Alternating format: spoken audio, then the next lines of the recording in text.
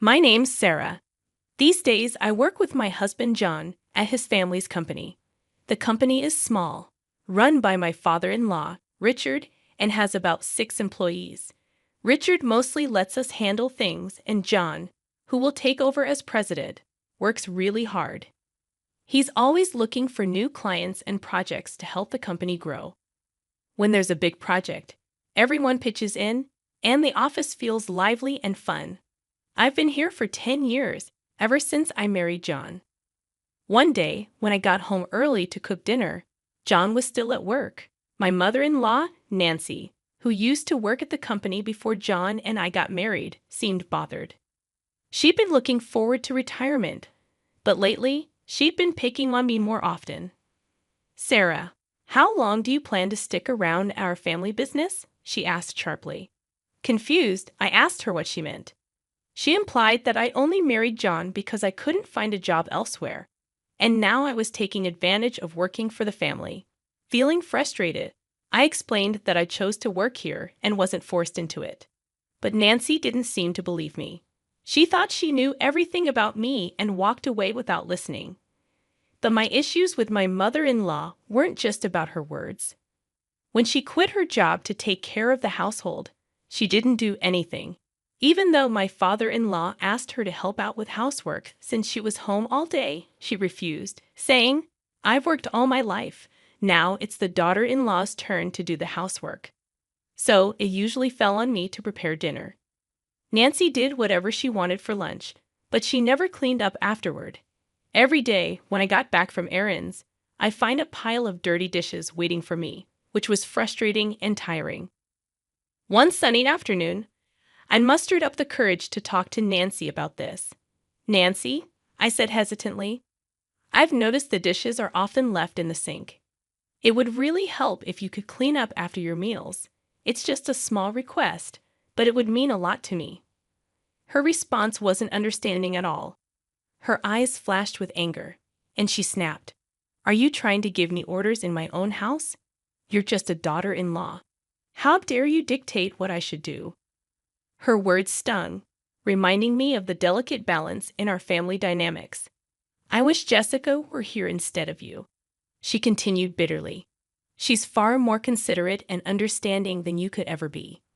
Jessica, my sister-in-law, was ambitious and spirited. Even though we didn't spend much time together, I admired her dedication. She had missed our wedding because of a hangover, but she was making a name for herself in Manhattan, working hard in fashion design. Trying to change the subject, I mentioned Jessica's achievements, hoping to ease the tension. However, Nancy's views on Manhattan were far from favorable. She saw it as a cold and impersonal city, not suitable for someone as warm-hearted as Jessica. Then she turned her attention to me, realizing that I was from Manhattan. In her mind, it all made sense. My supposed aloof manner toward her. Caught in this exhausting exchange, I realized that if I didn't start preparing dinner soon, we'd be eating much later than usual. Despite battling my own frustrations, I managed to keep a composed exterior. "Mom, let's continue this conversation later. I need to focus on getting dinner ready, or we'll be eating quite late tonight," I said with a hint of reluctance. Finally, Nancy retreated to the living room, leaving me alone with my thoughts and the clatter of cooking utensils. Richard and John were both aware of Nancy's mistreatment towards me as a daughter-in-law, and they tried to intervene whenever they saw it happening. But their efforts seemed to have little effect. Every time they confronted the situation, their faces showed concern and frustration, a testament to their desire to create harmony in our family dynamics. Ironically, whenever Richard and John scolded Nancy for her behavior, she redirected her anger towards me, becoming even more hostile and sharp with her words. Her usually kind and gentle face twisted with disdain, and her tone cut deeper than before. Though I had never been subjected to physical violence, the emotional toll of Nancy's words was significant. Richard and John's support had been my solace, allowing me to somewhat ignore Nancy's harsh words. But then one morning, something unimaginable happened. Just after I finished cleaning up from breakfast and was preparing to leave for work, in the midst of the morning rush, Nancy suddenly exclaimed. "Oh my, what a mess they've made here!" Nancy exclaimed suddenly, without warning, as she doused my handbag with a bucket of water. I was stunned, a mixture of shock and anger rendering me speechless. "What are you doing, Nancy?" I managed to stutter out, my voice trembling with disbelief. Nancy's response was flippant, her tone resembling that of a mischievous child. "Oh, was that your stuff? I thought it was just a big piece of trash," she said casually. Her casual dismissal of the situation infuriated me. Even if you thought it was trash, who pours water on it? What kind of mindset is that? And now the carpet is all wet. What about the vacuum cleaner? I exclaimed, my words a jumble of anger and confusion, as I frantically emptied the water-soaked contents of my bag, including documents I needed for work, onto the table. Nancy responded nonchalantly, her face calm, showing no signs of remorse or concern for my distress. "Because you don't need to go to work anymore," she stated matter-of-factly. Baffled, I sat opposite Nancy in the living room bathed in the morning light. Her expression was colder, more resolute than usual, as if she had made a decision that would change everything. "Excuse me," I responded, laden with confusion and surprise. "You've been clinging to this house for 10 years, but finally I can get rid of you," Nancy declared, her words piercing my heart with their anger and determination. My mind reeled, and my heart filled with sorrow. "Getting rid of me?" I questioned, disbelief in my voice. Her words made me feel like an outsider in this family. "Actually, my daughter is joining the company, so we need you to leave. Today's your last day," she continued, her mocking laughter further wounding me. She was using my position at work to force me out. I had dedicated years to that job, building respect and memories. I was dumbfounded, feeling like my sacrifices meant nothing to her. It appalled me, not just that she acted this way, but that after 10 years of dedication, she could ask me to leave in place of her daughter. It felt like my decade of effort was being rendered worthless. I thought to myself, "Are you sure about this? Wasn't Jessica working in a clothing store in Manhattan?" I questioned, reflecting my confusion and apprehension. My job was more than just a source of income. It was my avenue for self-fulfillment. Meanwhile, Jessica, my sister-in-law, seemed to have grown tired of city life and had chosen to return to the family. She said she was tired of dealing with the cold people of Manhattan, so I told her she came back home. I have a job ready for her.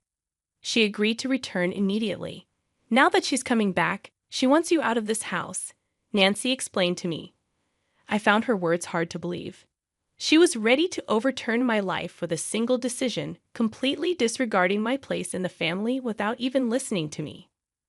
"I've written your resignation letter," she said, handing me an envelope. In that moment, my heart shattered completely. Everything I had built over the years was reduced to nothing, treated like a mere piece of paper. Her actions severed our family bond irreparably. I headed to the company, just a brisk 3-minute walk from my home. My mind was a whirlwind of apprehension and anticipation as I walked under the cool morning sky. Each step felt heavy with the weight of what was to come. Upon reaching the office, I shared with my father-in-law Richard and my husband John. I told them what my mother-in-law had said. Their faces were a mix of shock and thinly veiled anger, yet they remained composed. They suggested that maybe, just maybe, it was time for me to resign to show her the reality of the situation. This suggestion sent my heart into turmoil. Having worked tirelessly in our family-run business for years, I barely knew what a long vacation felt like, aside from brief rests during Thanksgiving and the holiday season. Encouraged by John and Richard's gentle words, "Why don't you spread your wings for a change?" I made up my mind to embark on a little trip. As I packed, I found myself pondering deeply about my life, my choices, and what lay ahead. Meanwhile, my sister-in-law Jessica, who had come to replace me at the company, shockingly didn't show up until 1:00 p.m. Her irresponsible attitude left John and Richard, who had been holding the fort in my absence, in a state of dismay. Jessica seemed utterly disinterested in understanding the work, despite their attempts to explain it to her. Hearing about this, I couldn't help but feel. A twinge of anxiety about the future of our company lingered as I looked forward to my trip. Departing without encountering my mother-in-law, I swiftly set off. During the journey, as I enjoyed the view outside the train, I reflected on my life, the past, the present, and what was yet to come. Relishing the local seafood delicacies, I contemplated deeply about myself, my family, and our business. However, the tranquility of my fourth day was shattered when Jessica called me in tears. "What's going on? Mom said it was an easy job, just sitting in a chair, but John and Dad are acting like I can't do anything right," she said, her words most likely influenced by my mother-in-law. Even as I enjoyed my leisure, I realized it was time to address the situation. "So, Jessica, how proficient are you with computers?" I asked hesitantly. Her response indicated her limited skill in a professional setting, mainly focused on watching videos and playing games online. Considering her background in the apparel industry, I asked further about her experience with tasks like managing sales data in Excel or recording customer information in Word. She seemed puzzled, indicating her lack of familiarity with such tools.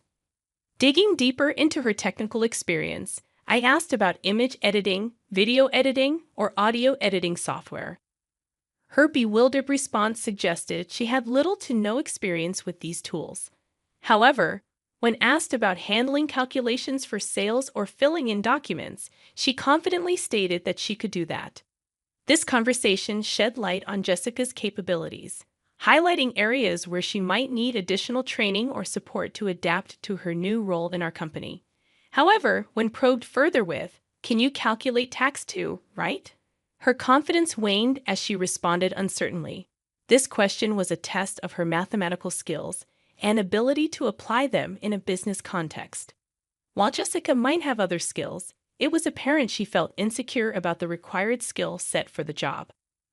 Her discomfort seemed particularly rooted in her struggle with calculations, which could be why she faced criticism from Richard and John.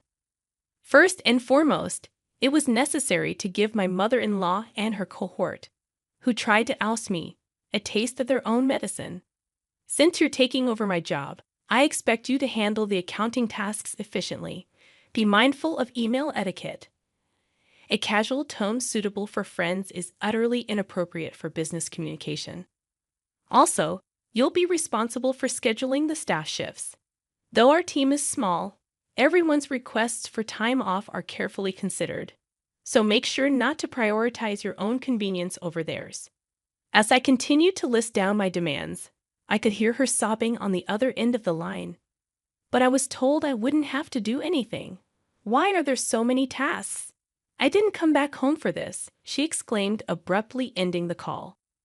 In the following 3 days, I decided to enjoy sightseeing in Manhattan, where Jessica had fled from. My experience taught me that not everyone in Manhattan is cold-hearted. In fact, it seemed rarer to find people as cold-hearted as my mother-in-law and Jessica, who had conspired to drive me away. A week after leaving my job, I returned to my in-laws' house. Upon my arrival, Nancy, with her face flushed red, confronted me with a burst of anger. How dare you make my daughter cry? You won't get away with this," she exclaimed furiously, her eyes brimming with anger and misunderstanding. She made a move to grab me, but John and Richard quickly intervened. They tried to calm her down, but her anger seemed far from subsiding. John sighed deeply before speaking. "Jessica is crying because she was scolded for trying to boss around her employees, despite her inability to do anything right. It's not Sarah's fault. Besides, Sarah hasn't been here for a week, so there's no way she could have upset Jessica, Mother. You really need to stop these baseless accusations." John's voice was calm yet carried a weight, trying to convey the facts and clear the misunderstanding. "But it's because of her. This woman is the reason for Jessica's suffering," Nancy retorted emotionally, directing her suspicions towards me. Her words lacked any foundation of truth. "Where is Jessica, by the way?" I asked, looking around the living room, but Jessica was nowhere to be seen. Her absence added more mystery to the already puzzling situation. "Jessica's locked herself in her room. She's been crying and saying she doesn't want to go to work anymore, John explained. It seemed like Jessica had run away from learning the job well. It was understandable that she would find it challenging, considering she lacked the skills to fill in for me. You've been poisoning John and Richard against me, haven't you? If not, they wouldn't say the company ran better with me than with the incompetent Jessica, Nancy accused me vehemently. Her words were filled with long-standing misunderstandings and prejudices, leaving me utterly perplexed.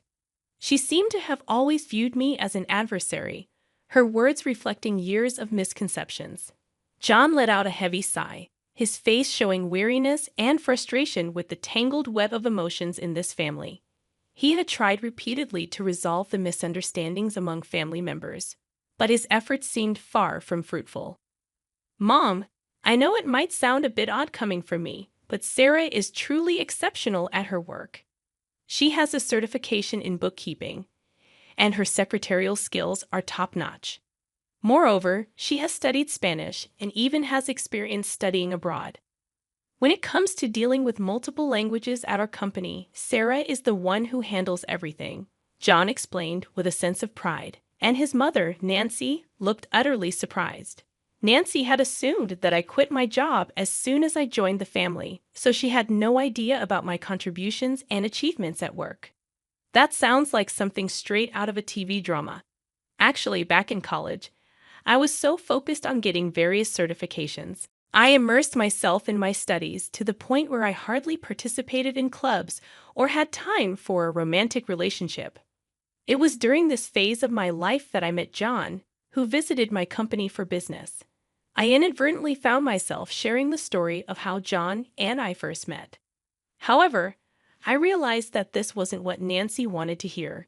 I steered the conversation back to the original topic.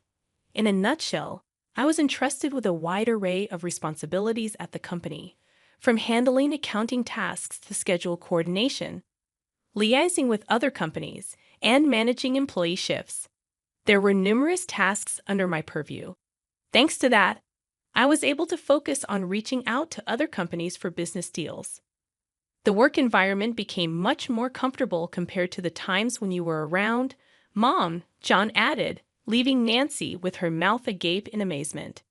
Just then, Richard, John's father, chimed in with a comment that took me by surprise. We're going to shut down that company soon.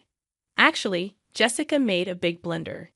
Despite being asked to prepare some documents, she decided to handle phone calls because it seemed more fun doing so. While John and I were away, she ended up behaving rudely to the person in charge from Company A. Of course, I got a call to confirm this. Hearing this, I was so shocked that I instinctively covered my mouth with my hand. I can't believe Jessica would do something like that, I murmured, filled with disbelief. The thought that Jessica's actions might lead to the downfall of our company flashed through my mind, filling me with dread. However, as I wallowed in these anxious thoughts, the story took an unexpected turn. When I explained the situation, they suggested it might be time to end the family business. We had mentioned this to you before, right? About being absorbed by another company, John's father said.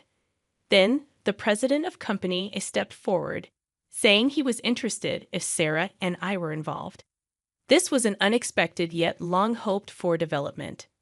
With a family-run business, there are limitations, and it's uncertain whether we could consistently acquire stable customers. That's why John had always been working hard in sales, trying to secure new clients. Being absorbed by a larger company could mean securing a steady customer base. The once uncertain future suddenly seemed to hold a glimmer of hope. However, this news brought relief only to me, John, and his father. John's mother suddenly opposed the idea, saying, "That's not acceptable. John must become the president. This company is ours, isn't it?"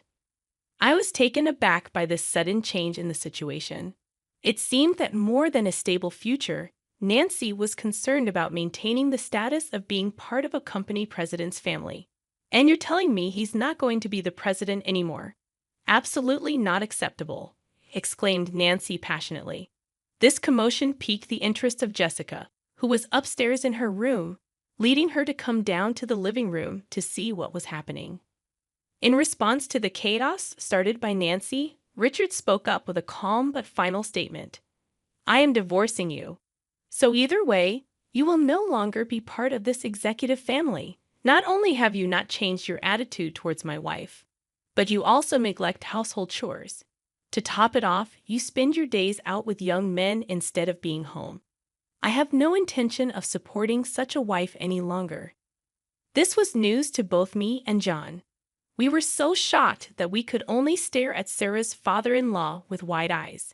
It seemed he had planned to discuss divorce from the beginning, as he took out divorce papers and a photo of Nancy with a young man from the living room shelf, placing them on the table.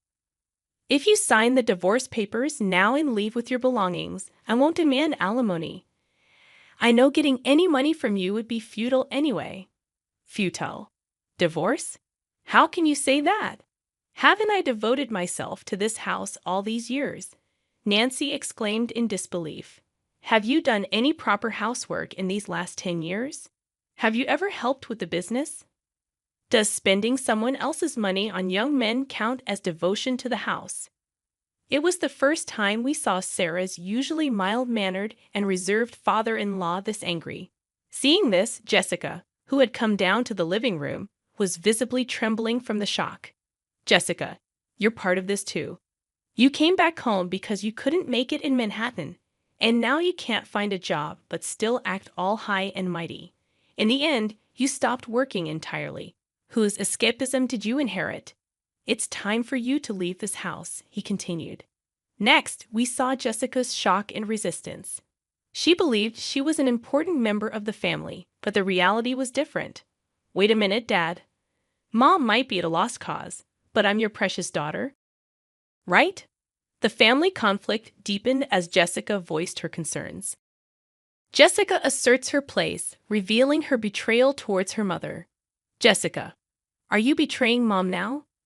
Nancy was astounded, feeling betrayed by her daughter at the last moment. However, as the two started to create a commotion, Richard sternly silenced them with a shout. If I just kick you out, it'll cause trouble for everyone. So I've asked an acquaintance to take you in. They'll be here soon to pick you up. Get your minimum belongings ready. Left with no choice but to obey, Nancy begins packing her belongings with Jessica. After writing the divorce notice, an acquaintance of Richard's arrived to take Nancy and Jessica away. The person who came to pick them up was running a factory with dormitories, and it seemed they would be working there. John, Richard, and I talked to the employees about the company being absorbed and prepared for the busy days ahead for our future. Finally, I found out I was pregnant at that time. When I told the president of Company A, he was delighted and promised to send someone to replace me, which was a huge relief. Currently, John and Richard are working even harder for the sake